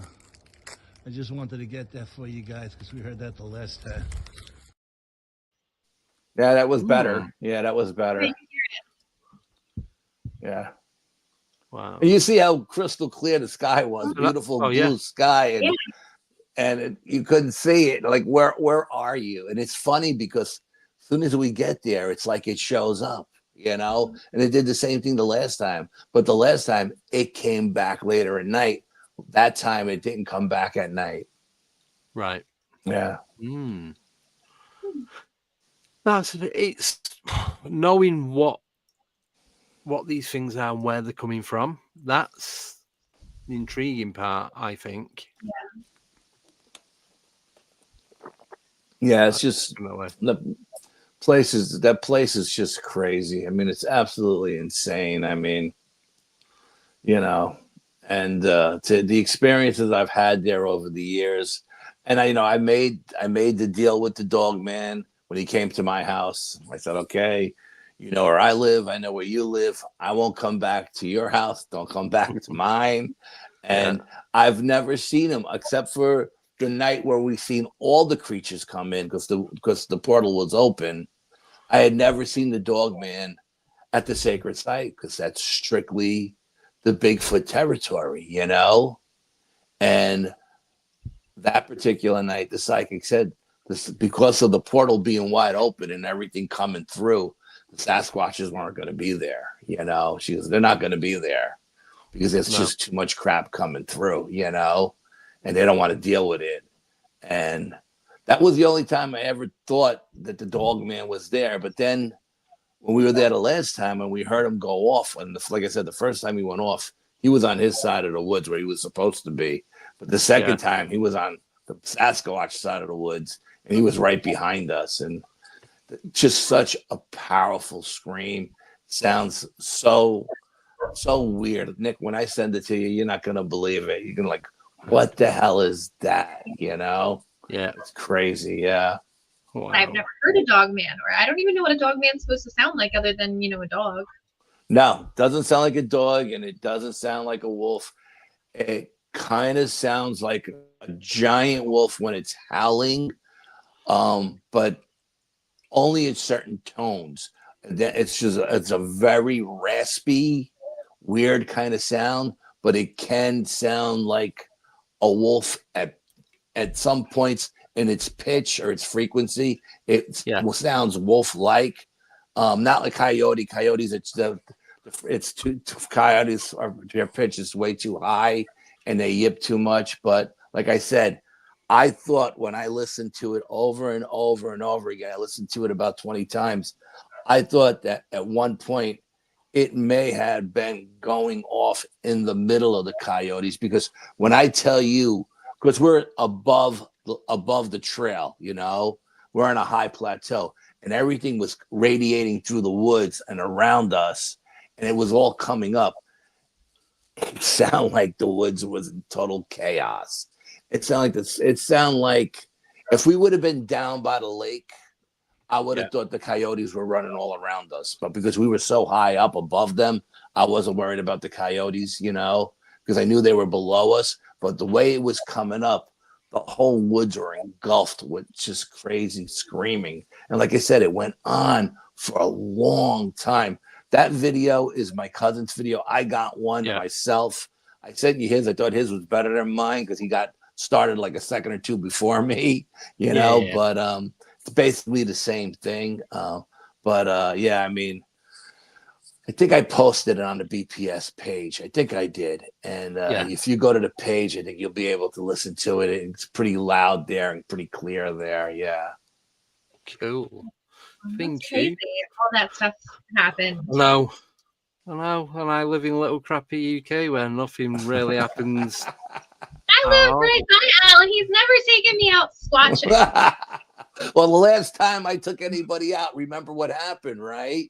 I took Mary and Wanda out, and we had those 3 Sasquatch juveniles go crazy with the monkey barking and try to chase them out of the woods, and they'll never go in the woods again, they said, you know.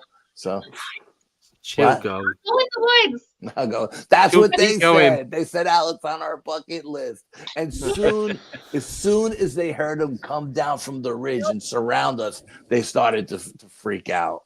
Nope. Not me. I'm not freaking out about nothing. Nick, this is what I was told. Not yet. Oh, Not yet. We sit in dark basements and we sit in dark attics and nothing scares us. And I tried to explain it to them. 4 miles deep in the woods, off the beaten trail, it gets pretty dark at night. You know what? It's one thing to be in a room in a house, but when you're out in the woods, you feel very vulnerable. You know, it's different energy for sure. I did that Catskill game farm, and Lisa didn't want to go because she was scared of the coyotes. So me and Frankie from Parasite went. But it's definitely a different energy outside. Yeah, because you have like the paranormal, but you also have like bears and coyotes. Yeah, bears and coyotes and we have mountain lions in New York State now. We have wolves now in New York State. I don't care what anybody tells me. I know there are wolves here. The mountain lions are back, so are the wolves. And they come down from Canada and from Michigan. They come across from Michigan, you know. We've got foxes and badgers. Badgers you don't ever see, and foxes run away from you. Yeah. And that's our predators. And the foxes scream. Like people. Oh, the foxes. Out the back. Yeah. If you're ever in the woods and if you never heard a fox go crazy, it's a freaky sound. Yeah, it's not. Sounds like something being murdered. Yes, is what it sounds like. Absolutely. Yeah. My wife has like 6 foxes she feeds in the yard every night, and when they start moving the pups from den to den, they start making those crazy screams. Yeah. It sounds like somebody's getting murdered in your woods. Yeah. Oh, yeah. We've got a lot of woods at the back of the house, and these foxes in there. And I'm sure they just pick the back of our. There's a row of houses, and they pick the back of ours. It's like, you've got to be kidding me. 2 o'clock in the morning. They're so cute. No, they're beautiful. They're not making noises. Yeah, but they make some crazy noises. Our neighbors just moved in from, they just bought the house next door. They moved in from Lower Westchester. And I told them, I said, if you hear crazy screaming in the woods at night, don't worry about it. It's just the foxes, you know? And then the first night they heard it. The next day they came over and it's like, were the foxes last night? And they go, yeah. She goes, oh my God, that is a scary sound. I was like, yeah, you don't know what you're listening to. It sounds like somebody's being killed in the woods for sure. Yeah. Oh yeah, definitely. Right. So just before we wrap it up, I'm going to show the images that you sent me. So I think there's 3, 4, 5, 6. There's 7. So I'm going to start at the least detailed and work my way through them. Okay. I'm hoping they're the same ones that you got, Al, but we'll soon find out. So this is the first one. You can't really see much on that, but they do get better. Yeah. So I was just going to say, remember this image because the last image is going to be a zoomed in version of this. Yeah. Yeah. Yeah. Oh, that's weird. Oh, they get better. Oh, these are Chris's images. Yeah. Okay. So that was this next one is a zoomed in one of that. Yeah. What? That's weird. Oh, it gets better. Chris called it the What did he say? saxophone. He called it the saxophone, and I started laughing. I was like, "No, Chris, I think that's what they call the Silver Surfer." Yeah, oh, that's it. He goes, guess they call them Silver Surfer. Yeah, and the other one is a stingray. Right. They call it a stingray because it looks like a stingray. That's the Silver Surfer. Now, the other image you just shown was the Silver Surfer head on. That's the same thing, but it's coming right at you. Yeah. The other one is a side angle. Yes. Yeah. And then there's this one. This is kind of freaky. Yeah, that's what I call they call that the stingray, like the more the fish. Yeah. So these are up in the sky. So these are not on ground level. This is sky whales. Yes. Well, wait till you see this next one. Yeah. Now, remember that image, because I'm going to show you another image from when me, Simon, Darren, Randy, and the girls from To Investigate went out investigating, obviously. And then you can't see it, but the gap, the zoomed in version of that picture, where it looks like there's a face in that black mass, that is very similar, if not identical, to that. Now, that kind of looks like what my wife said, too. It looked like it had tentacles hanging down. That's the way she seen it. But when I looked at it, the tentacles were pointing west. Yeah. So that one is that zoomed in. Yeah, it's the same thing, yeah. And it kind of looks like an octopus. It looks like it has a round head up on top, you know? I mean, so. But then it kind of looks like a bit like the fresh nose night crawlers. Yeah, I see what you're saying. Yeah. You know, the walking teeth. Yeah, the walking, yeah. It's got that that kind of positioning. Do you know what I mean? Absolutely. Yeah. If you've seen the Fresno night crawlers, absolutely. Yeah. Yeah. Weird, man. Well, I don't know. We all don't know. That's why we're here. Yes, absolutely. There are no experts in the paranormal. Here we go. Just people with more experience and experiences. That's it.